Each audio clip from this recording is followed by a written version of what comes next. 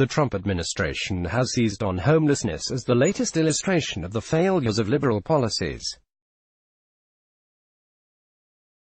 But on closer inspection, it appears to be picking a fight with conservatives in California too. Thomas Phillipson, acting chairman of President Trump's Council of Economic Advisers, briefed reporters Monday on a new report that the council issued on homelessness in America. Its main conclusions were predictably Trumpian: a slew of state and local regulations needed to be slashed to increase the supply and lower the cost of housing. Police should do more to push more homeless people into shelters and services, and high-quality shelters and permanent supportive housing units may actually increase homelessness by providing an attractive alternative to private housing. On the second point, the courts have barred police from moving homeless people off the streets when there's a shortage of available shelter beds, and it's quixotic to believe the cops are going to have an easier time than dedicated outreach workers in persuading homeless people to get treatment or counseling.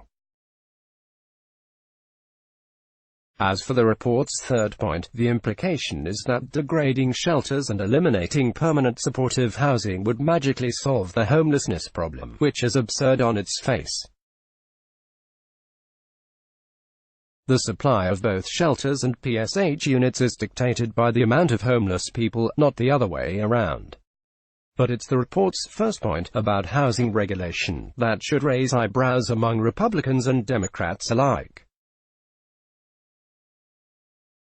California's state and big city governments certainly regulate with the zeal of a hungry lion tearing into a zebra, prompting conservatives and libertarians to view deregulation as a step backward. But the report appears to condemn not just rules that raise construction costs but also those designed to preserve livability and property values. That scrambles the politics. Advertisement: to be clear, the report doesn't lay out a direct course of action for policymakers to follow. Instead, it intones that overregulation of local housing markets has reduced supply and raised prices, making the cost of a home out of reach for more people. It goes on to say that, if markets were deregulated, homelessness would fall by 54% in San Francisco and 40% in Los Angeles, albeit not with Thanos-like alacrity.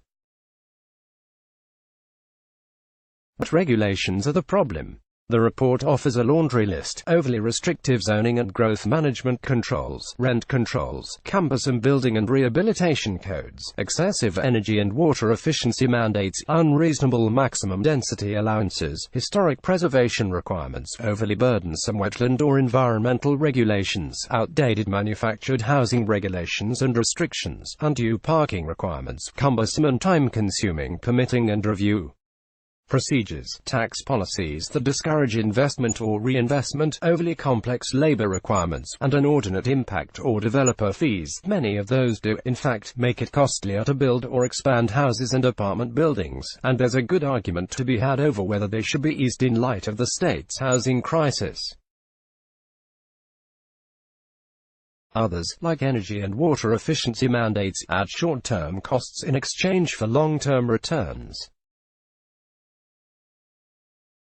But attacking land use regulations like zoning, density and parking edicts.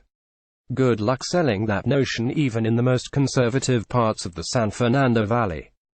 One can only imagine how that would go over if Trump suggested it at his Beverly Hills fundraiser Tuesday night. Homeowners might have no trouble with a proposal to make it easier to build apartment towers and affordable housing projects in someone else's community, but cramming a bunch of new units with no off-street parking into their neighborhood with its single-family zoning. Forget it. Advertisement: as much as small government conservatives may like Trump's approach to regulating business, they and many of their liberal counterparts cherish the notion of local control. And that's one of the main reasons this state has an excruciating housing shortage. There is a fierce resistance within communities across California to being told to change their look and feel, to become more densely populated, with more renters piled into taller buildings. Hence the state's failure over the past few decades to come even close to keeping pace with the demand for new housing units. Gov. Gavin Newsom and some state lawmakers are certainly trying to change this dynamic, as are some local leaders.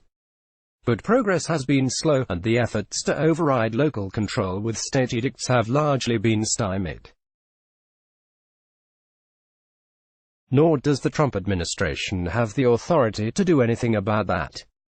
The main tools the feds have to address homelessness are the funds they control for housing aid and the services many homeless people need, none of which give them a role in regulations controlling land use and development. So the president and his appointees can talk as much as they like about California breeding homelessness with big government. But they can't force deregulation on the state's housing market. And if they could, the pushback would probably be fierce even from the Republicans in Beverly Hills paying top dollar to see Trump on Tuesday. Let's block ads. Why?